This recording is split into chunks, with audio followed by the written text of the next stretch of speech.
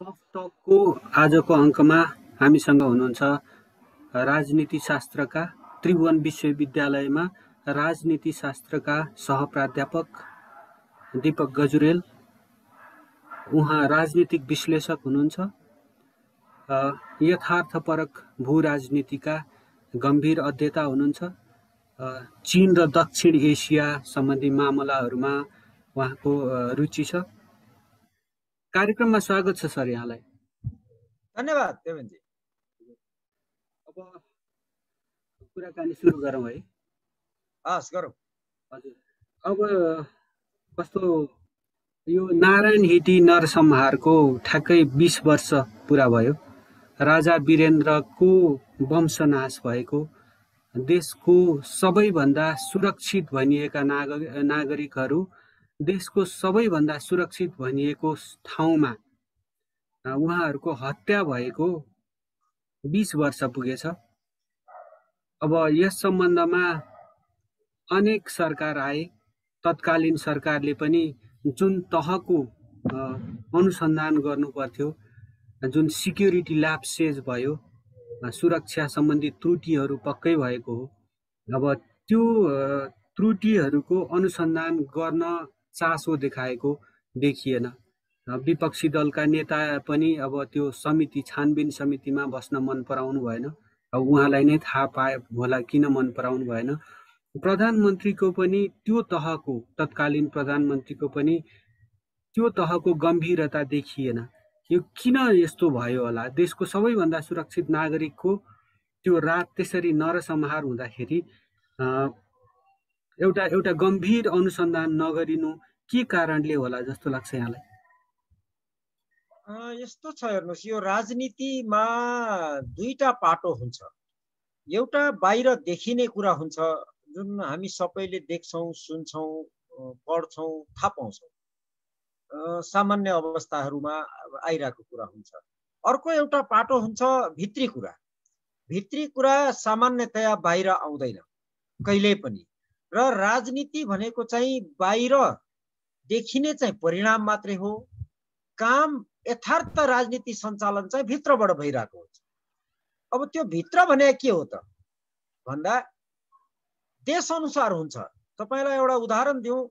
अमेरिकामा जन F Kennedy भन्ने राष्ट्रपतिको हत्या भयो। उहाँको हत्या कसले गरेको थियो आजसम्म रहस्यमा छ। त्यसबारेमा धेरै पुस्तकहरू लेखिए। सरकारले अनुसन्धान गर्यो, व्यापक अनुसन्धान गर्यो। त्यो रिपोर्ट बाहिर आयो, कतिले पत्याएनन्। त्यो रिपोर्ट भित्र पनि कतिपय कुरा अझै गोप्य राखेको छ। सबै दस्तावेज अझै सार्वजनिक भएको छैन। कसले त्यस्तो गरेको थियो त? हेर्नुहोस्, नेपालको सन्दर्भ मात्रै होइन, अमेरिकाको राष्ट्रपति भनेको त पृथ्वीमै सबैभन्दा बढी सुरक्षित मानिस। त्यस्ताको हत्या हुँदा समेत केही पत्ता लागिरहेको छैन आजसम्म। भने हाम्रो देशमा यस्ता कुराको पत्ता नलाग्नु, अनुसन्धान गर्दा सामान्यतया अनुसन्धानमा ध्यानै नदिने, यो मलाई लाग्छ राजनीतिको भित्री पाटो। म चाहिँ डीप स्टेट सिस्टम भन्छु। यो डीप स्टेट सिस्टमको स्वाभाविक प्रक्रिया हो। फेरि यसको अर्थ सुन्नेले एकजना के अरे देश एउटा राष्ट्रको राष्ट्र प्रमुख सपरिवार मारिनु स्वाभाविक हो भन्ने अर्थमा नबुझ्नु होला। मैले त्यो भन्न खोजे होइन। मैले भन्न खोजेको चाहिँ राज्य सञ्चालनमा, राजनीतिमा बाहिर देखिने भन्दा भित्री कुरा बढी हुन्छन्। र ती भित्री कुरा जे हुन्छन्, घोडलले खुराफाती गर्ने जे राम्रा काम सबै कुरा भित्र हुन्छ, बाहिर परिणाम मात्रै आउँछ। संसार चल्ने त्यसरी हो। मैले अघि हत्याकै कुरा गरेँ। त्योभन्दा तपाईलाई अर्को अलिकति फरक खालको उदाहरण दिउँ। 1949 मा चीनमा माओ त्से-तुङले सत्ता कब्जा गरेपछि विश्व समुदायबाट चीन एक्लो परेको थियो, एक्लो पारिएको थियो। सबैतिरबाट उलाई कसैले वास्ता गरेन। युएन को मेम्बर पनि भएन। फेरि यहाँ कन्फ्युजन होला। युएन को सिक्युरिटी काउन्सिलको पर्मानेन्ट मेम्बर चीनको जुन थियो, त्यसको प्रयोग ताइवानले गरेको थियो 1971 सम्म। त्यो 71-72 मा जब सम्बन्ध अमेरिकासँग जब नर्मलाइज भयो, के भयो भन्ने कुरा परिणाम मात्रै बाहिर आयो नि। त्यो भित्र जुन भएको थियो, किसिन्जर आएर पाकिस्तानमा बस्ने, त्यहाँको भ्रमण गरिरहेछन् जस्तो देखिने, मिटिङमा भाग लिइरहेछन् जस्तो नाटक गरिने, तर उनी बेजिङ पुगिसकेका थिए। अनि पछि एकैचोटि परिणाम बाहिर आयो। मैले उदाहरण दिन खोजेको, चीनसँग अमेरिकाले पिङपङ डिप्लोमेसीबाट सुरु भएको पर्दा पछाडिको कूटनीति जुन थियो त्यसको परिणाम हामीले देख्यौँ।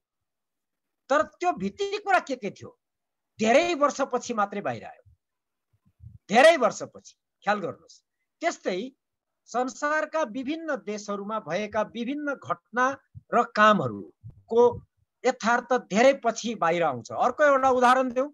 दोस्रो विश्वयुद्धमा जापानी सेनाहरूले यौन दासीको रूपमा प्रयोग गरेका धेरै हजारौं दशौं हजार महिलाहरूको समाचार पनि कहिले बाहिर आएन। झन्डै 40, 45, 50 वर्षपछि मात्रै बाहिर आयो। 1990 को दशकको अन्त्यतिर मात्रै आउन थाल्यो।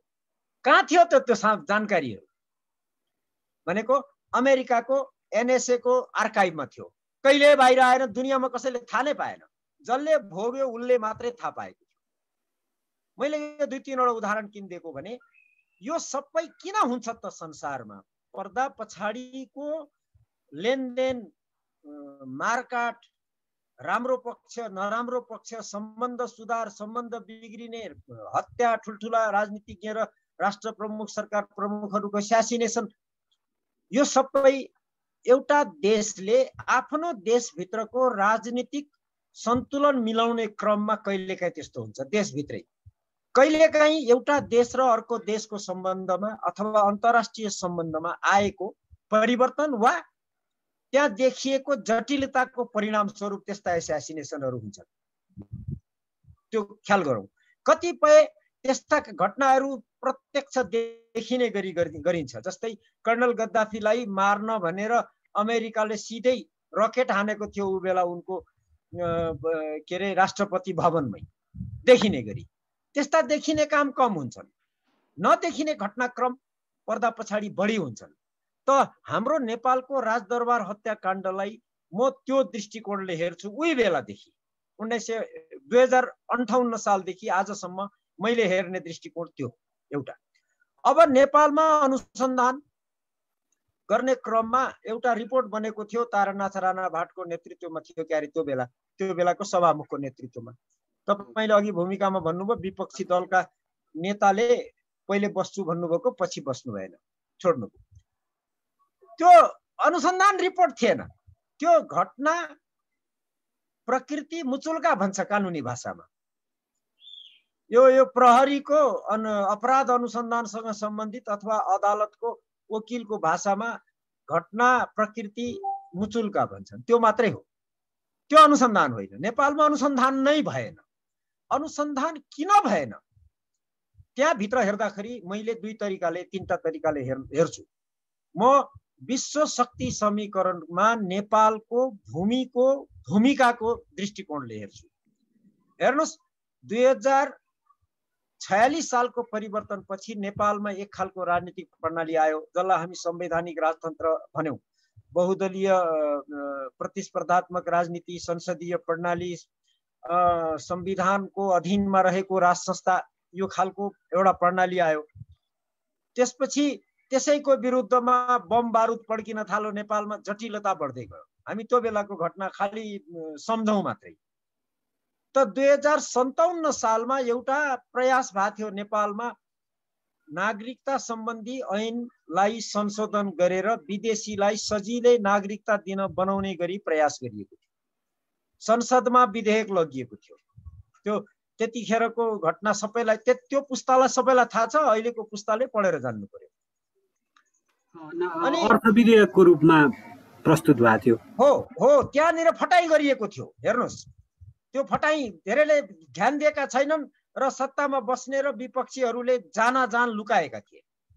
नागरिकता विधेयक प्रतिनिधि सभाबाट पारित भयो, राष्ट्रिय सभामा गयो, विवाद भयो, फेरि फर्केर प्रतिनिधि सभामा गयो र प्रतिनिधि सभामा त्यो विवाद भइसकेपछि दोस्रो पटक फर्केर प्रतिनिधि सभामा आइपुग्दाखेरि देशभरि त्यसको बारेमा अपरोर भइसकेपछि विपक्षी एमाले वाकआउट गर्यो, विरोध गरेन। ख्याल गर्नुहोस्, उपस्थित सदस्य संख्याको बहुमतबाट पारित गर्न मिल्ने गरी सत्ता पक्षलाई सजिलो पारेर विपक्षी एमाले वाकआउट गरेको थियो, संसदको बहिष्कार गरे। हो, विरोध गरे जस्तो त्यहाँ बसेर विरोध गरेन। ख्याल गर्नुहोस्, पहिलो पटक उनले त्यही विधेयक जस्ताको तस्तै पास गरेको थियो भोट हालेर प्रतिनिधि सभामा। राष्ट्रिय सभामा गएर विवाद खडा भएपछि, देशभरि अपरोर सिर्जना भइसकेपछि अब काङ्ग्रेसको सरकारलाई सजिलो पार्दिन विपक्षले वाकआउट गरेको थियो र दोस्रो पटक पारित भइसकेपछि त्यो विधेयक स्वतः राजा कहाँ जाने थियो र राजाले त्यसलाई होल्ड गर्न सक्ने संवैधानिक व्यवस्थाको कारण त्यसलाई रोक्नको लागि सभामुखले अर्थ विधेयकको छाप लगाइदिए र त्यो बेलाको संविधान अनुसार अर्थ विधेयकलाई राजाले होल्ड गरेर प्रतिनिधि सभालाई पुनर्विचार गर्नुस् भनेर फिर्ता पठाउने अधिकारको संविधानले राजालाई दिएको थिएन। त्यसरी फसाइयो, तर राजाले संविधानको अर्को धारा प्रयोग गरेर सर्वोच्चमा लगिदिए। त्यो संविधानले अधिकार दिएको थियो राष्ट्र प्रमुखलाई, संवैधानिक जटिलता त्यस्तो आयो भने सुझाव माग्ने अधिकार दिएको थियो, त्यो अधिकार प्रयोग गरिदिए। सर्वोच्च अदालतले त्यो संविधान राष्ट्र र संविधानको प्रावधान विपरीत छ भनिदियो, त्यो होल्ड भयो। त्यतिखेरै म त्यस्तो व्यक्ति हुँ जसले लेख लेखेको थिएँ, अब नेपाल जटिल राजनीतिक प्रक्रियामा ठुलो जटिलतामा फस्यो र नेपालमा ठुलो राजनीतिक दुर्घटनाहरू हुन सक्छ। के हुन्छ मलाई थाहा छैन, मैले लेखेको छु त्यतिखेर लेखमा। धेरै मान्छेले अन्दाजी भन्न थालिस् भनेका थिए, व्याख्या गरेको छु यस कारणले भनेर। र दुर्भाग्य, मैले त्यतिखेरै भनेको थिएँ अब नेपालमा ठुलो राजनीतिक दुर्घटनाहरू हुन सक्ने खतरा बढ्यो। मैले त्यति बुझेको थिएँ, के कसरी कहिले कसले कसलाई कहीँ कुन ठाउँमा यो मलाई थाहा थिएन। दुर्भाग्य, त्यो दरबार हत्याकाण्ड भयो, त्यो नागरिकता विधेयकको 4-6 महिना नबित्दै। त्यो मैले किन उल्लेख अहिले गरेको भने नेपालको राजनीतिमा 2045 सालदेखि जटिलता थपिँदै गएको थियो। नेपालका राजनीतिक दलहरू भारतमा बसेर भारत सरकारलाई आग्रह गर्ने, नेपालको राजालाई घोडा टेकाइदेऊ हामीलाई सत्तामा लगिदेऊ भनेर विज्ञप्ति जारी गर्ने, भारतले नेपाललाई नाकाबन्दी गर्ने, त्यो नाकाबन्दी गरेर नेपाल राष्ट्रलाई कमजोर पार्ने, विश्वका अरू देशहरूले नेपाललाई सहयोग नगर्ने, कसैले पनि गरेन। म त त्यो बेलाको नाकाबन्दीको ठुलो मार भोगेको पुस्ताको मान्छे हुँ, त्यो पुस्ता अझै जीवित छ थाहा छ। त त्यसलाई नेपाललाई कमजोर पारेर अल्टिमेटली 46 सालको परिवर्तन गराएर त्यो स्थिति सिर्जना गरियो। तर 47 सालको संविधानले चित्त नबुझेर त्यो संविधान च्यात्नलाई फेरि अर्को शक्ति खडा गरियो, ठुलो हिंसा गराइयो नेपालमा। त्यसैको परिणाम थियो राजा वीरेन्द्र नेपाल राष्ट्रको हित गरे, बडा राम्रो गरे, महान मान्छे हुनुहुन्थ्यो मैले भन्दिनँ। नेपाल राष्ट्रको अहित हुने काम नेपालका राजाहरूले कहिले गरेका थिएनन्, त्यसमध्ये वीरेन्द्र पनि हुन्। उनले नेपाल राष्ट्रको दूरगामी रूपमा अहित हुने काम कहिले गरेका थिएनन्। सायद मैले अघि नागरिकता विधेयक एउटा उदाहरणलाई भनेको हुँ, त्यस्तै अरू थुप्रै कुराहरू थिए। नेपाल राष्ट्रको अहित हुने कामहरू उहाँले सके जति रोक्ने कोसिस गर्नुभयो। त्यसैले तिमीले मलाई रोक्ने, मेरो प्रभाव नेपालमा बढाउनलाई अब तिमी नै सिद्धिन्छौ भन्ने सन्देश दिन खोजेको हो कि यसलाई कन्स्पिरेसी थियोरीको रूपमा लिन सक्नुहुन्छ। त्यसैले मैले अघि नै सुरुमै भने डीप स्टेटले गर्ने काम बाहिर देखिन्न, बाहिर नदेखिएपछि प्रमाण हुँदैन, कुनै संकेत पनि हुँदैन। त्यसैले त्यसलाई षड्यन्त्रको सिद्धान्त भन्न सकिन्छ।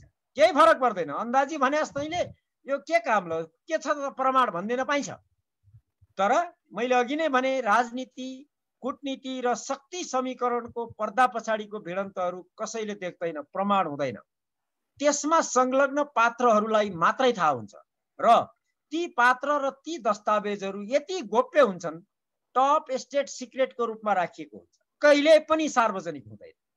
त्यसैले नेपालको दरबार हत्याकाण्डको बारेमा त्यतिखेरका ठुल्ठुला नेताहरूले देश हाँक्ने, देशको के अरे लगाम आफ्नो हातमा लिएकाहरूले कहिले ग्रान्ड डिजाइन भने, कहिले के भने, कहिले विदेशीको षड्यन्त्र भने, मनपरी बोले तर के पनि गरेन।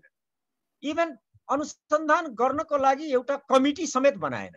त्यसबाट मेरो चाहिँ आशंका के हो भने विदेशी शक्तिहरूको स्वार्थको कारणले जे नेपालमा गर्न खोजिएको थियो 45 सालदेखि, अझ 2008 सालदेखि, त्यो धेरै लामोमा नजाउँ, लामो समयदेखि नेपालमा जे गर्न खोजिएको थियो त्यसलाई दरबारले कहीँ न कहीँ बाधा पुर्याइरहेको थियो।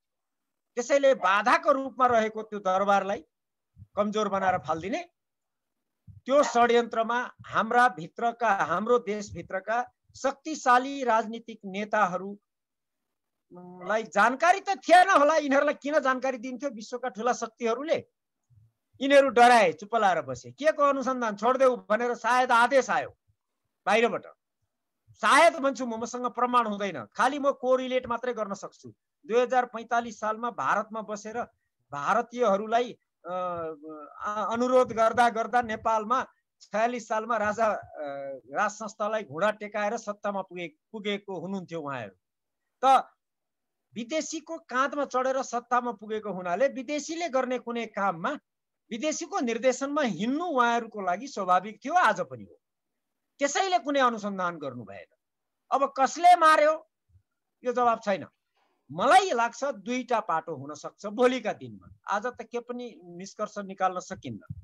भोलिका दिनमा जसरी दोस्रो विश्वयुद्धको यौन दासीका घटनाहरू 40-50 वर्षपछि सार्वजनिक भएका थिए, जसरी यो के तपाईको इराकको घटनाहरू र ग्वान्टानामो बे जस्ताका घटनाहरू धेरै वर्षपछि सार्वजनिक भइरहेका छन् अझै, त्यस्तै स्थितिमा भोलि कहीँबाट सार्वजनिक भइहाल्छ कि?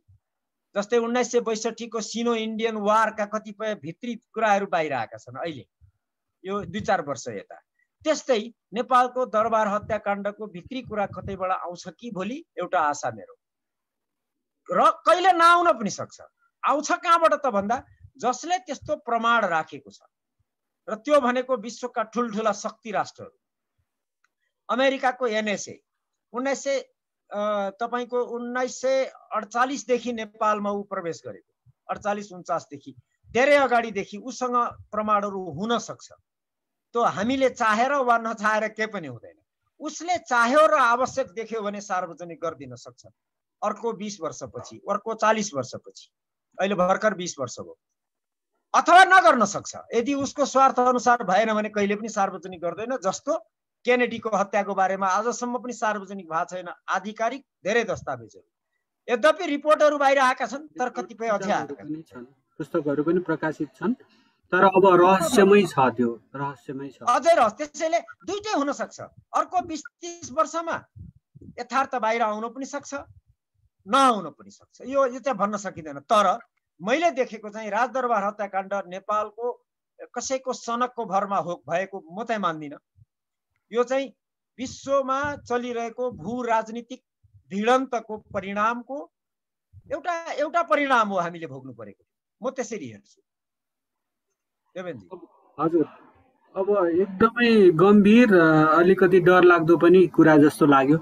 एउटा डिप स्टेट भनेपछि हाम्रो स्टेट त कति नै पावरफुल होला र मुख्यतः विदेशी जासुसी निकायहरूको एक किसिमको क्रीडा स्थल नेपाल रहिआएकै छ भनेपछि सङ्केत यहाँको त्यतातर्फ हुन सक्छ यो सबैमा। अब सानातिना एक्टर्स, स्टुज जसलाई भन्छन्, स्टुजेस चाहिँ अब त्यो तामेली गरिदिने प्यादाहरू यहाँका भए पनि मुख्य मास्टर माइन्ड चाहिँ गोटी चाल्ने चाहिँ शक्ति अन्तै छ भन्ने बुझ्नु पर्यो, होइन? हो, मैले त्यसरी बुझ्छु। अनि जसरी अल्टिमेटली नेपालमा एउटा लामो समयसम्म ठुलो हिंसा गराइयो, नेपालको विकासलाई 150-200 वर्ष पछाडि धकेलियो, जसरी नेपाललाई अहिले अस्थिर बनाइयो। हेर्नुहोस्, नेपालको सम्पूर्ण राजनीतिक निकायहरू अथवा भनौँ राष्ट्रिय संस्थाहरू, कुनै संगठन र संस्था बाँकी छैनन्, सबै भ्रष्ट भइसके।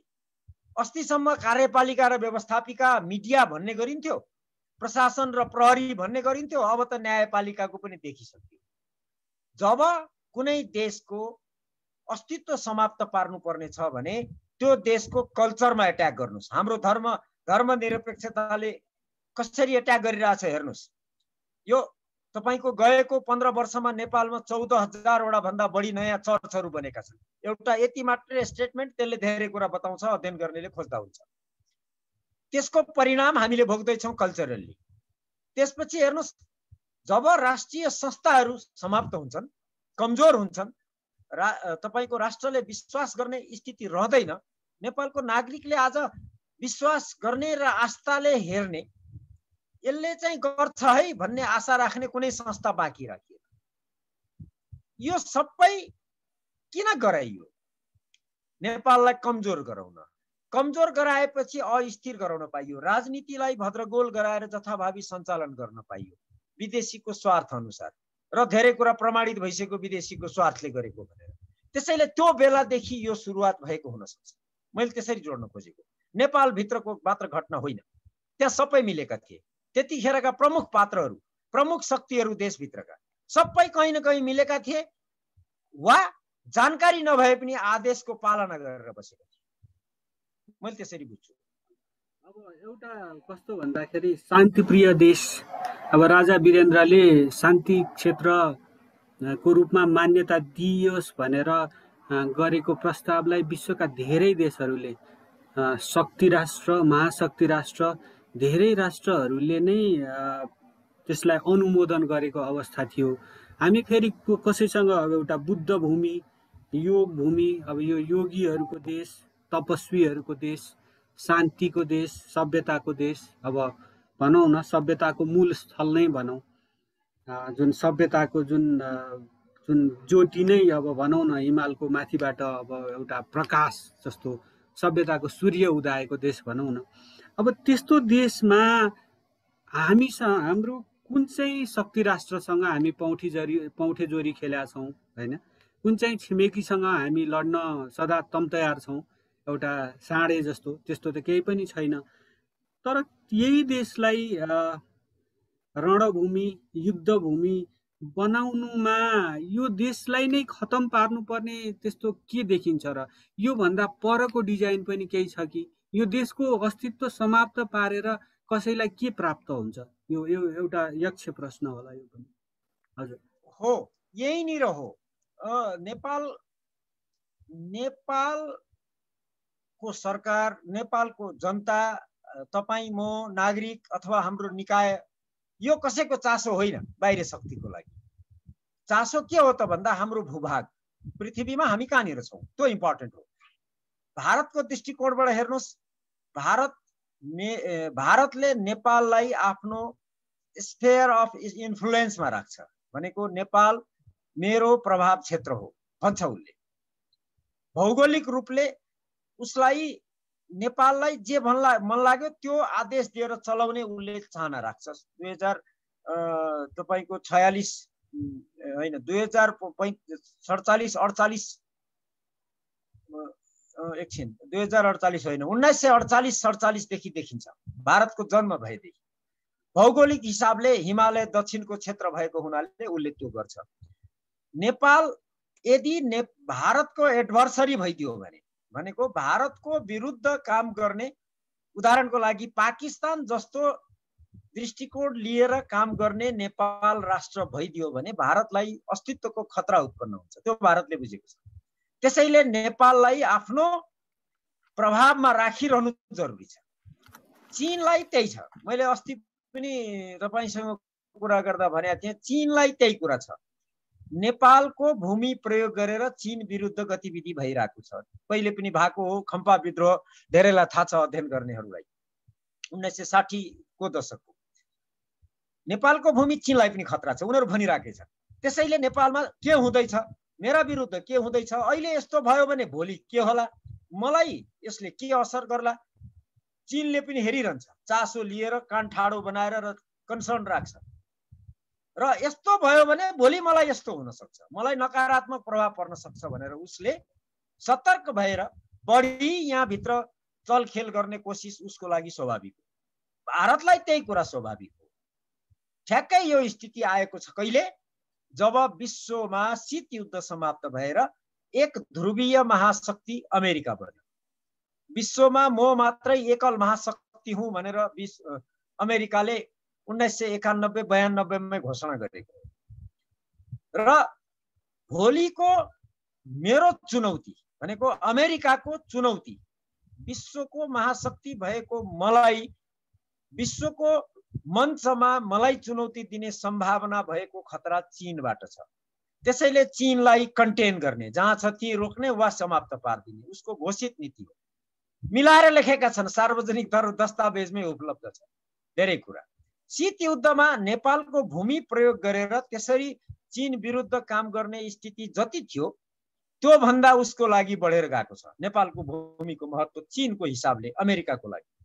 त्यसै गरी भारतको लागि, भारतले पनि चीन विरुद्ध काम गर्न वा गर्न दिन नेपालको भूमि प्रयोग गर्न सजिलो भएको छ। ख्याल गर्नुहोस्, चीन विरुद्ध काम गर्न भारतको भूमि प्रयोग गरिन्न, जबकि भारतमा दलाई लामालाई पालेर बसेको छ भारत। तर नेपालको भन्दा लामो सीमा छ त चीनसँग भारतको पनि, पूर्व र पश्चिममा नेपालको भन्दा पूर्व र नेपाल भन्दा पश्चिम ठुलो छ त। त्यहाँबाट चीन विरुद्ध गतिविधि हुन्न। उसले नेपालको भूमि भित्रबाट भारतले पनि गर्ला, भारत मार्फत अरूले पनि गराउला। त्यसैले यहाँनिर स्थिति के भयो, क्षेत्रीय हिसाबले चीनको चासो बढ्नु स्वाभाविक भयो उसको आफ्नो आत्मरक्षाको लागि, भारतको लागि स्वाभाविक भयो उसले पनि आफ्नो रक्षाको लागि प्रभाव विस्तार गर्नु जरुरी भयो। कम से कम प्रभाव विस्तार भएन भने पनि मेरो विरुद्ध केही नहोस् नेपालको भूमिबाट। र त्यो दुईटैको खतराको डरको सुई जाने भयो अमेरिकातिर। अमेरिकाले नेपालमा बसेर खुराफाती गर्छ, गर्दैछ, भोलि अझ बढी गर्छ, दुईटैले बुझेका छन्। अनि हुने के भयो त, भारतले पनि जेसुकै होस् भनेर छोड्न मिल्दैन, उसको सुरक्षा खतरा हुन्छ। चीनले पनि छोड्न मिल्दैन, नेपालमा चासो, उसको लागि पनि सुरक्षामा खतरा हुन्छ, देखिएको छ, विगतले देखाइसकेको छ। अमेरिकाले छोड्दैन, उ झन् विश्व महाशक्ति, ब्रह्माण्ड पनि मेरो हो भनेर उनीहरू त स्पेस फोर्स समेत गठन गरेर काम गरिरहेको देश। अब हामी के गर्ने, हामी हाम्रो स्वार्थ अनुसार यदि चल्ने हो भने दुईटा बाटो छ। हेर्नुहोस्, हामी विदेशबाट सञ्चालित भएर सत्तामा पुगेकोहरूले के पनि गर्न सकिरहेको छैनौँ, त्यसैले यो स्थिरता हैन जथाभावी।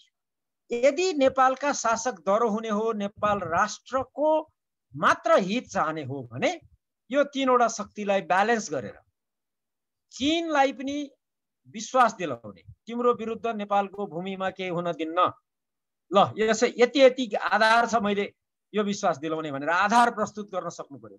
चीन भारतलाई त्यसै गरी गर्न सक्नु पर्यो। दुईटैलाई यदि विश्वासमा लिन सकियो भने अनि बाँकी रहन्छ अमेरिकाको शक्ति, त्यसलाई ब्यालेन्स गर्न सजिलो हुन्छ यदि गर्ने हो भने।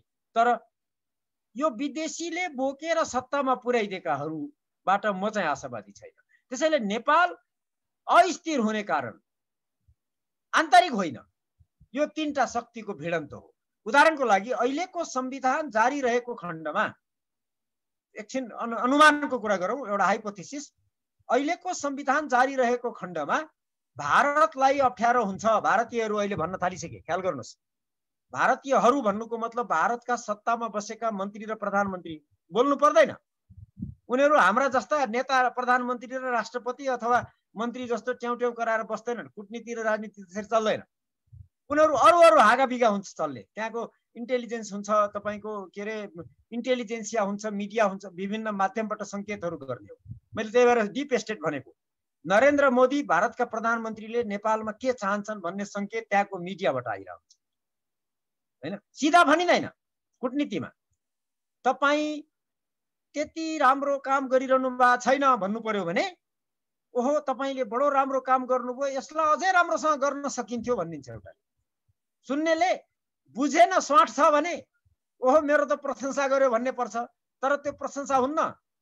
तपाईँले गरेको काम त राम्रो छ, तर अझै राम्रो गर्न सकिन्थ्यो भन्नुको मतलब तपाईँले गरेको काम बेकार छ भन्ने अर्थ लाग्छ कूटनीति। त्यति पनि हामी बुझ्ने हैसियत राख्दैनौँ। अहिलेको सत्ता सञ्चालन हेर्नुहोस्, तपाईँको यो कोभिडको ज्याब माग्नलाई पनि के गरिरहेछन्, राष्ट्रपतिलाई चिठी लेखाइरहेछन्, परराष्ट्र मन्त्रालय कहाँ छ, कूटनीति कहाँ छ हाम्रो। भने यो स्थितिमा नेपालको भूमि यति धेरै ठुलो खतरामा परेको छ। म त इन्टरनेसनल फ्ल्यास पोइन्ट भनिरहेको छु। हामी ठुलो तपाईँको टिकिङ बम माथि बसिरहेछौँ हैन। त्यो सिनेमामा देखाउँछ नि, बम टिक टिक टिक टिक गरेर यति मिनट यति सेकेन्डमा पड्किन्छ भनेर देखाउँछ नि कहिलेकाहीँ, त्यो स्थिति छ हाम्रो। यति बुझ्या छैनौँ हामीले। क्षमता छ हाम्रो, गर्न सकेदेखि हुन्थ्यो, तर यी शासकले गर्न सक्दैन। त्यसैले अस्थिरता कारण हुने भनेको चाहिँ आन्तरिक होइन, यो बाह्य हो। गजबको राजनीतिक सङ्कटमा हामीहरू लामो समयदेखि फसिराखेकै छौँ। त्यो अझ गहिरिँदै गएको जस्तो देखिँदैछ। अब के देखिया छ भन्दाखेरि हाम्रा मित्र, हाम्रा छिमेकी मिल्दाखेरि पनि हामीलाई सुख छैन। एउटा गजबको उहापोह भनौँ के भनौँ, यो गजबको स्थिति छ। मिल्दा पनि सुख छैन। मिल्दाखेरि लिपुलेक होइन, मिल्दाखेरि लिपुलेकबाट व्यापार गर्ने सहमति हुन्छ होइन, नेपाललाई सोधिँदैन। झगडा गर्दाखेरि त्यही कालापानी लिपुलेक लिम्पियाधुरा घुम्छ है, त्यो एउटा पाटो छ। फेरि अर्को पाटो के पनि भन्दाखेरि अब हामी चीन र भारतका कन्फ्लिक्टिङ इन्ट्रेस्ट छन्। अब त्यसै गरेर अब विश्वको महाशक्तिको आफ्नै इन्ट्रेस्ट छ, अनि होला वेस्टर्न युरोपको आफ्नो रुचिहरू होला। यो सानो देशले त्यो सबै रुचिहरू, तिनीहरूका चासो, आफ्ना चासोहरूलाई थाती राखेर ती देशहरूका चासोलाई सम्बोधन गर्न सक्ने अवस्था छ र? अवस्था छैन। एउटै शब्दमा अहिले त्यो अवस्थामा हामी जान सक्छौँ। हाम्रो दायित्व पनि होइन, हामी सक्छौँ। उदाहरणको लागि प्रमाणित गर्न सकिन्छ, हाम्रो इतिहासमा हामीले गरेका छौँ। हेर्नुहोस्, 1960 को दशकमा अथवा भनौँ 1950 को दशकको अन्त्यतिर चीन र भारत बीच जुन द्वन्द्व बढेर गएको थियो, 62 मा युद्ध नै भयो, त्यो बेला नेपालले लिएको रणनीति अध्ययन गर्नेहरूलाई थाहा छ। कति राम्रोसँग लिएको थियो, नेपाललाई कुनै नोक्सान हुन पाएन। ख्याल गर्नुहोस्, एउटा बांग्लादेश जन्मिने बेलामा भारतले गरेको के अरे बांग्लादेश के भन्छ, पाकिस्तान टुक्राएर बांग्लादेश बनाउने क्रममा नेपालले लिएको कूटनीति हेर्नुहोस् कति राम्रोसँग काम गरेका थियौँ हामीले। त्यो क्षमता थियो हामीसँग। हाम्रो यस्तो राम्रो क्षमता थियो, हामी यति राम्रो डिल गर्न सक्छौँ इन्टरनेसनल के अरे फोरमहरूमा। युएन सिक्युरिटी काउन्सिलको मेम्बर भएको थियौँ हामी 2 पटक। ख्याल गर्नुहोस्, 1945-46 पछि जुन परिवर्तन भयो, के 2046 विक्रम सम्वतको परिवर्तन पछिदेखि हामी अन्तर्राष्ट्रिय प्रतिष्ठामा समाप्त भयौँ। त्यो प्रतिष्ठा हाम्रो अहिले छैन, जुन पहिले थियो। हाम्रो सक्छौँ भनेर मैले अन्दाजी भनिरहेको छुइनँ, हाम्रो इतिहासले प्रमाणित गरेको छ हामीसँग त्यो क्षमता थियो र फेरि पनि छ, हामी सक्छौँ गर्न। ख्याल गर्नुहोस्, नेपाली भनेपछि इज्जतको नाम लिइन्, के अरे इज्जत साथ व्यवहार गरिन्थ्यो संसारभरि हिँड्ने र डिल गर्ने मान्छेहरूले बुझेका छन्। पुस्तकहरू पढ्नुभयो भने थाहा हुन्छ। मैले अघि नै भने इजरायलको केसमा हामीले कसरी डिल गरेका थियौँ, हामी कसरी त्यसरी त्यो एउटा प्रतिष्ठित रूपमा अगाडि आउन सकेका थियौँ। तपाईको चीन र भारतको सम्बन्ध मात्रै होइन, चीन र अमेरिकाको सम्बन्धको बिचमा पनि हामीले कसरी डिल गरेका थियौँ। खम्पा विद्रोह हामीले कसरी म्यानेज गर्यौँ, हाम्रो क्षमताले गरेका थियौँ, सैनिक तागतले होइन। त्यो क्षमता हाम्रो इतिहासमा थियो, आज पनि छ, तर त्यो सञ्चालन गर्ने काम भनेको शासकहरूको। तपाईले र मैले जानेर हुँदैन। तपाई र मसँग भएको ज्ञानलाई राज्यले सञ्चालन गर्न सक्नु पर्यो, त्यसलाई दोहन गरेर लान सक्नु पर्यो। त्यो गर्ने नियत देखिएको छैन। क्षमता हाम्रो छ, क्षमतालाई उही हनुमानको शक्ति हनुमानलाई थाहा थिएन अरे कि अर्काले सम्झाइदिएपछि बल्ल अनि थाहा पाउँथ्यो अरे। अहिले सम्झाइरहेछौँ हामी, सम्झिनुहोस्, तर राज्यले गर्नुपर्ने काम हो। हामीसँग क्षमता छ, हामी ब्यालेन्स गर्न सक्छौँ। एउटा मलाई लाग्यो यहाँले यो एनलाइटन्ड लिडरसिपको कुरा गर्नुभयो होइन, एउटा भिजन भएको लिडरसिप, राजनीतिक नेतृत्व, एउटा दूरदृष्टि भएको राजनीतिक नेतृत्वको कुरा गर्नुभयो। कस्तो छ, अब राजनीतिक नेतृत्व आफैमा पूर्ण हुँदैन, तर एउटा विज्ञहरूको सुझाव लिएर ज्ञानको कदर गरेर, विज्ञताको कदर गरेर अगाडि बढ्ने परराष्ट्र मामिलामा अब देश सङ्कटमा फँसेको बेला त्यसरी विज्ञहरूसँग सरसल्लाह गरेर अगाडि बढ्ने त्यो राजनीतिक नेतृत्वले गरेको पाउनु भएको छ यहाँले? पाएको छुइनँ। यदि त्यसो गर्ने हो भने यसको मतलब विज्ञको सुझाव लिनुपर्छ भन्नुको अर्थ नेपालमा भएका विद्वानहरूसँग सरसल्लाह लिनुपर्छ भन्ने अर्थ लाग्छ होला। त्यस अर्थमा हेर्ने हो भने नेपालका ठुल्ठुला नाम चलेका डाक्टर प्राध्यापक के अगाडि विशेषण लेखेका मान्छेहरू सल्लाहकार बसेको सुनिन्छ। तर कामको परिणाम के छ? नेपालको प्रतिष्ठा दिन प्रतिदिन तल झर्दैछ। एउटा उदाहरण मलाई लागेको, म राजनीति शास्त्र र कूटनीतिको विद्यार्थी हुँ, अध्ययन गर्छु।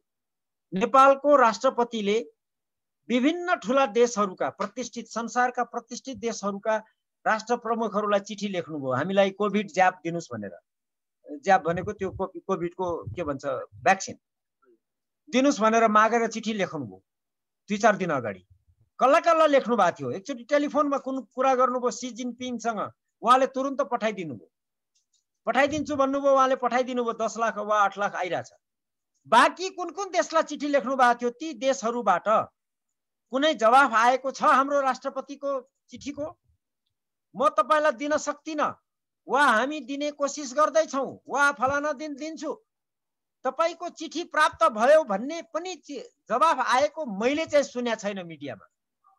फेरि सत्तामा बस्ने आजकलका यो ठेट्ने भन्छु म, ठेट्ना शब्द प्रयोग गर्छु, अभद्र ठेट्ना बुद्धिजीवीहरूले भन्लान् चिठीको त्यस्तो भित्र आइरहेको छ होला, बाहिर भनिएको छैन। होइन, कूटनीतिमा नेपालको राष्ट्रपतिले तपाईको बेलायतको महारानीलाई चिठी लेख्नुभयो भनेर सार्वजनिक रूपमा आइसकेपछि त्यसको जवाफ आयो कि आएन पनि सार्वजनिक रूपमा आउनुपर्छ। यसलाई भन्छ कूटनीति। आएको मैले देखेको छैन, तपाईले देख्नु भएको छ भने भनिदिनुस्। आजसम्म जवाफ आएको छैन। तपाईको चिठी प्राप्त भयो भनेर मात्रै पनि आउनु पर्थ्यो। हामी सोच्दैछौँ भने केही न केही, कमसे कम तपाईले चिठी लेख्नुभयो, खुसी लाग्यो, तपाईको चिठी हामीले प्राप्त गर्यौं मात्रै पनि सार्वजनिक हुनुपर्छ। त्यति पनि भएन। त्यो भनेको नेपाल राष्ट्रलाई विश्वका प्रतिष्ठित देशले देश नै गनिरहेका छैनन्, यहाँका शासकलाई मान्छे गनिरहेका छैनन्। ल्याटेस्ट उदाहरण दिए तपाईलाई, यो भन्दा बढी के दिने? देशको प्रतिष्ठा अन्तर्राष्ट्रिय रूपमा समाप्त पारेका छन्। यो एउटा दृष्टान्त नै भयो, किन भन्दाखेरि बेलायतसँग त हाम्रो त सदियौं पुरानो हैन, 100औं वर्ष पुरानो कूटनीति हो। त्यसपछि अमेरिकासँग पनि पुरानो कूटनीतिक सम्बन्ध हो हामीहरूको भन्नाले एउटा सद्भाव भएको नेपालले परेको बेलामा, विश्वयुद्धकै बेला पनि आफ्ना सबल युवाहरूलाई पठाएर उसलाई युद्ध जिताएको हो। ठुलो योगदान छ नेपालको। भारतकै बखेडाहरू अव्यवस्था, जुन पार्टिसन पछिको अव्यवस्था शान्त गर्नलाई, शान्ति सुरक्षा कायम गर्नलाई पनि नेपालले आफ्नो सैनिकहरू पठाएको छ भन्नाले पुरानो सम्बन्ध हो हाम्रो। अब यो कूटनीतिक साख गिरेको हाम्रो देशको रूपमा, सार्वभौम सत्ता सम्पन्न देशको रूपमा हाम्रो जुन अन्तर्राष्ट्रिय छवि कमजोर भएको यो एउटा दृष्टान्त हैन, यस्तो छ। अब के गर्ने त? सुधार गर्न के गर्ने त? यो साख स्ट्यान्डिङ, इन्टरनेसनल स्ट्यान्डिङ, अब यो यसको लागि इन्टरनल पोलिटिकल स्टेबिलिटीको लागि के गर्नु पर्छ त? एउटै उपाय छ, कुनै उपाय छैन। एउटै उपाय के छ भने नेपाल राष्ट्रलाई गएको 50, 60, 70 वर्षदेखि हामीले यहाँनिर कमजोरी गर्यौं, यहाँनिर राष्ट्रलाई नोक्सान पुर्यायौं, फलाना ठाउँमा यसो गर्यौं भनेर। जस्तै उदाहरणको लागि 2007 सालमा के गरिएको थियो, केही कुरा बाहिर आएको छ, केही कुरा अझै गोप्य छन्, आउनु पर्यो। त्यो बेलाका कति मरेर गए, कति जिउँदैछन्, आउनु पर्यो। एक त्यसैगरी 15 साल त्यसपछि तपाईको यो कोशी बेच्दाखरी र के भन्छ गण्डकीका केसहरूमा आउनु पर्यो, महाकालीकोमा भित्री कुराहरू आउनु पर्यो। मैले डीप स्टेटको कुरा गरेँ। 45 सालदेखि 52 सालदेखि 62 सम्मका सबै भित्री कुराहरू आउनु पर्यो। ती सबै आएर आफ्नो गल्ती सबैले स्वीकार गरेर देशमा नयाँ स्टेबिलिटी ल्याउनु पर्यो। देशको सबै शक्तिहरू बसेर एउटा सहमति गरेर। यो आदर्श मात्र हो। भन्न बडा सजिलोसँग भनिदिएँ मैले 2टा वाक्यमा। सम्भव छैन। नेपाल इन्स्टेबिलिटीतिर अझ बढी जाकिन्छ। सक्दैनन् यिनीहरूले रोक्न, र यिनीहरूले हामीले सकेनौँ भनेर पनि छोड्दैनन्। देशलाई अझ जाग्छन्। मलाई चाहिँ त्यो खतरा देखिरहेको छु। यो परिवर्तनहरू त नेपालमा भएका मुख्य परिवर्तन 7 साल, 46 साल, 62, 63 त मूलतः यसो अध्ययन गर्दाखेरि नेपालका नदी प्रणालीहरूलाई गोदान दिनको लागि हैन, त्यसैको लागि नै मुख्यतः हरेक परिवर्तनपछि भएका एउटा नदी प्रणालीलाई चाहिँ सेयरिङको नाममा जल सार्वभौमिकता अझ कमजोर पार्ने काम भएको छ। अब 7 सालपछिको अब कोशी भयो, गण्डक सम्झौता भयो, अब पटक पटक भनिँदै आएकै छ। अब 46 सालपछिको महाकाली सन्धि, त्यसै गरेर अप्पर कर्णाली आदि इत्यादिका कुराहरू आउँछन्। खालि त्यही मात्रै भएको छ। यो त हामीले लड्न चाहिँ लडेको, हामीले आफ्नो जीवन चाहिँ गुमाएको, सर्वस्व गुमाएको, तर यो फाइदा लिने बेलामा चाहिँ प्रभु नै हाबी भएको अवस्था देखिन्छ, होइन? हो, त्यो चाहिँ यस्तो छ, हेर्नुहोस्, मैले अस्ति पनि तपाईँसँग कुरा गर्दा भनेको थिएँ, अहिले पनि भने, भारतको आफ्नो स्वार्थ नेपाललाई प्रभाव क्षेत्रमा राख्ने मात्रै होइन, लगभग नियन्त्रणमा राख्ने उसको रणनीति जो छ त्यो अन्तर्गत काम गरिरहेको हो। चीनले त्यही गर्न खोजेको, अमेरिकाले त्यही गर्न खोजेको, नेपालको भूमि प्रयोग गर्न। त्यो पुरै गर्न नसकुन्जेल वा नसक्ने अवस्थामा नेपालमा अरू माध्यमबाट पनि ट्रिट गर्ने, जस्तै नेपालको प्राकृतिक साधन स्रोतमा नियन्त्रण राख्ने, नेपालको डेमोग्राफीलाई अल्टर गरिदिने, भनेको अङ्ग्रेजी शब्द बोले, क्षमा चाहन्छु, नेपालको जनसङ्ख्याको बनावट जो छ त्यसलाई परिवर्तन गरिदिने, यो नागरिकताको ऐन र यो नाटक सबै त्यही हो। विदेशी नागरिकलाई हो। त्यो प्रयास राजा वीरेन्द्रको पालामा पनि भयो। राजाले फिर्ता गर्ने, राजाबाट फिर्ता गर्ने आँट देखाइयो। अहिले चाहिँ त्यही विधेयक हो, त्यसैलाई अध्यादेश भनेर आँट नदेखाइएको हो। होइन, त्यो त यस्तो छ, राजा वीरेन्द्रको पालामा जुन विधेयक अदालतमा लगेर रोकिएको थियो त्यो त यिनीहरूले अस्ति 63 सालमै पारित गरिसके। त्यो भन्दा पनि खुकुलो बनाएर 50 लाख विदेशीलाई नागरिकता दिइसकिए। ख्याल गर्नुहोस्, नागरिकता विदेशीलाई दिइँदैछ भनेर भन्दा भारतीय मात्रै दिमागमा नराख्नुहोस्। नेपालमा रोहिङ्गियाहरू पनि हजारौँ हजार 10,000 रोहिङ्गियाहरू नेपालमा आएर बसिरहेका छन्। ख्याल गरौँ, पाकिस्तानीहरू हजारौँ छन् नेपालमा, बर्मिजहरू कति छन्, टिबेटनहरू ख्याल गर्नुहोस्, टिबेटन 1950 को दशकदेखि आजसम्म नेपालमा कति हजार छन्, कसैसँग रेकर्ड छ? अब यो भारतको काँधमा बन्दुक राखेर पड्काएको भन्ने कुरा अगाडि पनि एक्ज्याक्टली भनेको यो नागरिकता विधेयकमा राजा वीरेन्द्रले जे रोकेका थिए उ बेला 2057 सालमा, त्यो त यिनीहरूले 63 सालमा लगिसके। त्यो भन्दा पनि अझ सजिलो बनाएर संविधानमा लेखिएको छ। अहिलेको नागरिकता अध्यादेश ठुलो कुरा होइन। तपाईको 2072 सालको संविधान हेर्नुभयो भने धारा 11 मा जे कुरा छ त्यो संविधानको त्यो धारा लागू गर्नलाई मात्रै ल्याइएको हो यो विधेयक, अध्यादेश, अरु के पनि हैन।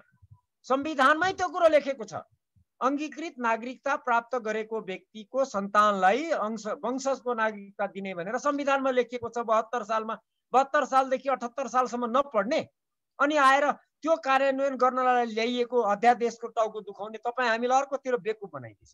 संविधानमै लेखेको छ त्यो कुरा, अध्यादेशको किन कुरा गर्ने? त्यसैले भारतले अथवा विदेशीले चाहेको के भने नेपालको जनसांख्यिक स्वरूप परिवर्तन गरिदिने लङ टर्ममा, र त्यसले नेपाललाई अल्टिमेटली अझ कमजोर बनाउने। म त्यसरी हेर्छु नागरिकतासँग सम्बन्धित कुरालाई। यो दुई धारे तरवार भने जस्तो, एउटा एकातिर छ कार्टोग्राफिक एग्रेसन भन्छ, जुन भूभाग अतिक्रमण भएको भन्ने त लगभग दिनका दिनै सुनिराखिया छ। अनि त्यसमाथि जनसांख्यिक आक्रमण, एउटा भौगोलिक अतिक्रमण, त्यसपछि छ यो जनसांख्यिक आक्रमण। अब नेपालभित्र नेपाली नै अल्पसंख्यकमा परिने हो कि भन्ने डर। मैले यो कुनै जाति विशेषको प्रतिनिधित्व गरेर भनिराखेको छैन, क्षेत्र विशेषको प्रतिनिधित्व गरेर भनिराखेको छैन। मैले मधेसको कुरा गरेको छु, मैले पहाडको कुरा गरेको छु, मैले हिमालको कुरा गरेको छु यस सम्बन्धमा चाहिँ। त्यही भएर यसलाई कुनै जाति विशेषको क्षेत्र विशेष प्रतिको विद्वेषको रूपमा नलिदिनु हुन आग्रह गर्दछु। किन भन्दाखेरि त्यो जहाँबाट आउने जसले होस्ट कम्युनिटी नै माइनोरिटीमा हुने अवस्था छ। अब कसरी रोक्ने त? यो त भनौँ न एक किसिमले यो त नेपाल विरुद्ध, नेपालको स्वतन्त्र अस्तित्व विरुद्धकै एक किसिमको सस्टेन्ड अट्याक समयदेखि राखिरहेको जुन आक्रमण छ, त्यसमा हामीले आफ्नो छिमेकी देशलाई, अन्तर्राष्ट्रिय शक्तिहरूलाई एउटा अब्जेक्सन गरेर हुन्छ कि यो भएन, हामीलाई यो यस्तो होइन, यसलाई यसरी हेरौँ देवेन्द्र। हजुर हो, यसलाई यसरी हेरौँ, तपाईको नेपालमा नागरिकताको प्रश्न जनसङ्ख्या बनावटमा असर पार्ने प्रयास भन्ने बित्तिकै भारतलाई मान्छेले बुझ्छन्। त्यसरी नबुझौँ। भारत मात्रै होइन, भारत मात्रै होइन, टिबेटनहरू कति हजार छन् नेपालमा। हो, दशौं हजार टिबेटनहरू छन्, बर्मिजहरू छन्, पाकिस्तानी छन्, इरानियन, तपाईँको अस्ति त नाइजेरियन समेत नेपालमा आएर बसेका छन्। थाहा छैन के भइरहेछ। एउटा त्यो पाटोमा एउटा देश वा एउटा क्षेत्र मात्रै होइन, पहाड र हिमालमा समेत त्यो स्थिति छ। त्यो नेपालको मिडियाले जथाभावी बायस भएर लेखेका मात्रै हुने हो, तपाईँ हाम्रो ध्यानलाई डाइभर्ट गर्नलाई, यो ओभरस्याडोमा पार्ने कोसिस गरेर मात्रै विद्वेष पालेर हामीले पाउने केही पनि छैन।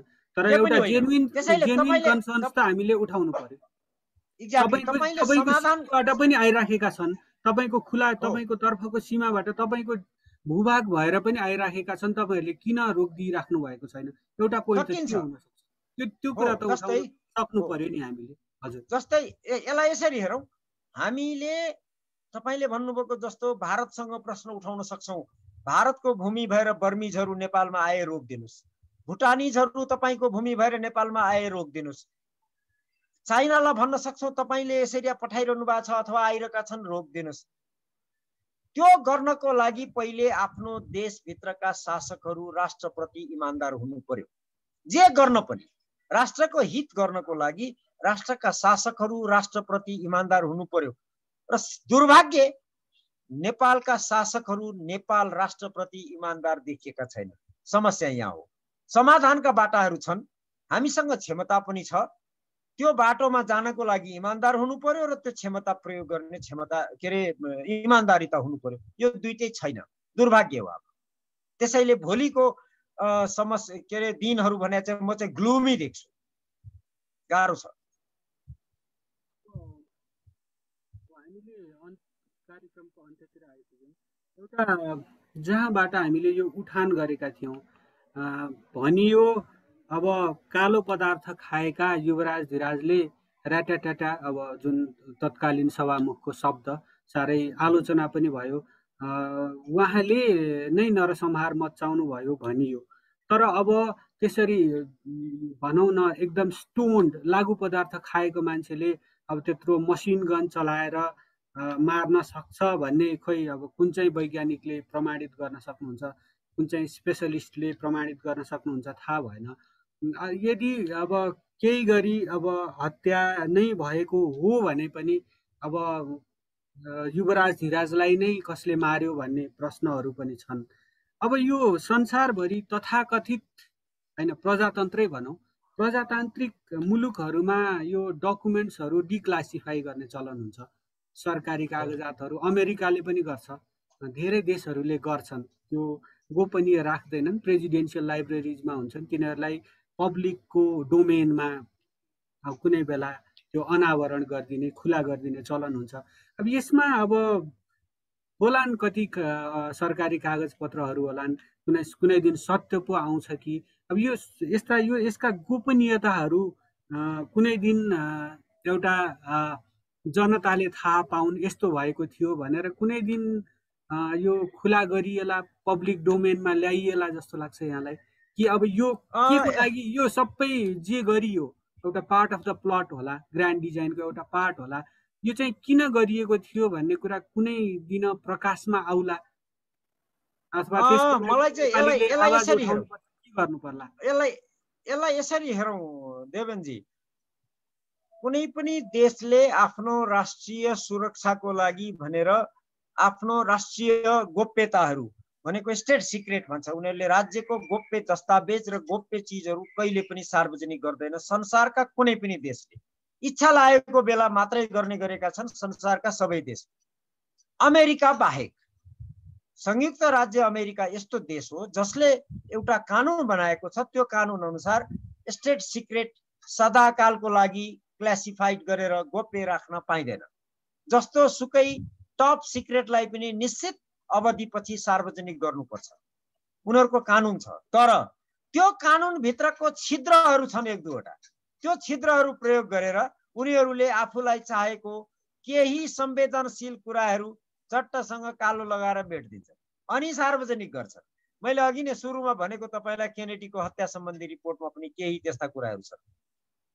त्यस्तै गरी संसारका अरू देशले सार्वजनिक गर्दैनन्, उनीहरूको कानुन छैन, इच्छा लाग्यो भने गर्छन्। जस्तै उदाहरणको लागि नेपाल र भारत बीच 1965 इस्वी सम्बन्धमा एउटा सन्धि भएको थियो। त्यो सन्धि सार्वजनिक गरिएको थिएन, भारतले आधिकारिक रूपमा होइन मिडिया मार्फत गरिदियो 2045 सालमा 1989 इस्वी सम्बन्धमा। उसको स्वार्थको कारणले नेपालको राजदरबारलाई दबाब दिनको लागि चीनबाट हतियार ल्याएको सन्दर्भमा उसले त्यो सार्वजनिक गर्यो। यद्यपि पछि उसलाई त्यही काउन्टर प्रोडक्टिभ भयो। हो, कुनै देशले चाहेको खण्डमा उसको स्वार्थ अनुसार उसँग भएको त्यस्ता गोप्य चिज सार्वजनिक गरिदिने चलन छ। तर अमेरिकाले चाहिँ आधिकारिक रूपमा क्लासिफाइड गरेको चिजलाई संसारको कसैले अनुरोध गरे पनि उनीहरूले गर्दैनन्, उनीहरूको आफ्नो इच्छा अनुसार गर्छन्। ख्याल गर्नुहोस्, तपाईँले भन्नुभएको जस्तो गोप्य कुराहरू सार्वजनिक गर्छन् उनीहरूले, डिक्लासिफाई गर्ने कानुनै छ उनीहरूको। त्यसैले हाम्रो राजदरबार सम्बन्धी घटनाको कारण, पात्र, परिणाम यी सबै कुराहरूको सार्वजनिक रूपमा आउने सम्भावना छैन भन्न मिल्दैन। 50-50 देख्छु म चाहिँ। अमेरिकाको स्वार्थसँग मेल खायो भने उनले भोलि नै सार्वजनिक गर्दिन, बेर लाउँदैन। हेर्नुहोस्, त्यहाँ प्रेसिडेन्सियल अर्डर भन्छन्, एउटा साइन गरिदिन्छ, सट्टै आइहाल्छ, केही गाह्रो छैन। उनीहरूको स्वार्थ यदि मिलेन भने गर्दैन, भन्न सकिँदैन। त्यसैले यस्तै हुन्छ भन्न सकिँदैन। तर म आशावादी छु, विश्व शक्ति समीकरण फरक ढङ्गले अगाडि बढ्दैछ। त्यसले गर्दाखेरि एउटा समयमा मेरो जीवन कालमा आउला नआउला तर आउँछ, म चाहिँ आशावादी छु। हजुर, मैले किन भनेको भन्दाखेरि नेपाल त यस्तो देश जस्तो लाग्छ, यहाँका मामिलाहरू, अफेयर्सहरू बारे विश्वका शक्तिशाली जासुसी संस्थाहरूलाई थाहा नभएका कुराहरू बिरलै होलान् जस्तो लाग्छ। त्यही भएर मैले कुनै दिन उनीहरूले भलुन्टरीली उनीहरूको इन्ट्रेस्टमा भयो भने यो जुन रहस्य छ त्यो सार्वजनिक गर्न पनि सक्छन्। एउटा परसम्म हेर्दाखेरि त्यो सम्भावना यहाँले देख्नुभयो? म त देखेको छु, किन उसको स्वार्थ अनुसार भयो भने अमेरिकासँग हेर्नुहोस्, उसँग भएको दस्तावेज यो गलत हो भनेर कसैले च्यालेन्ज गर्न सक्दैन नि। फेरि त्यो ख्याल गर्नुहोस्, त्यति आधिकारिक हुन्छ, त्यति विश्वसनीय हुन्छ, संसारले पत्याउँछ। यो उसले भनेको 50 वर्ष अगाडिको दस्तावेज, यो दस्तावेजमा लेखेको कुरा सत्य हो भनेर सबैले पत्याउँछ संसारमा। राष्ट्रप्रतिको विश्वसनीयता, त्यसै महाशक्ति होइन अमेरिका। त्यसैले म चाहिँ आशावादी छु, कुनै दिन आउँछ। समय र संवादको लागि यहाँलाई धेरै धेरै धन्यवाद। धन्यवाद देवेनजी।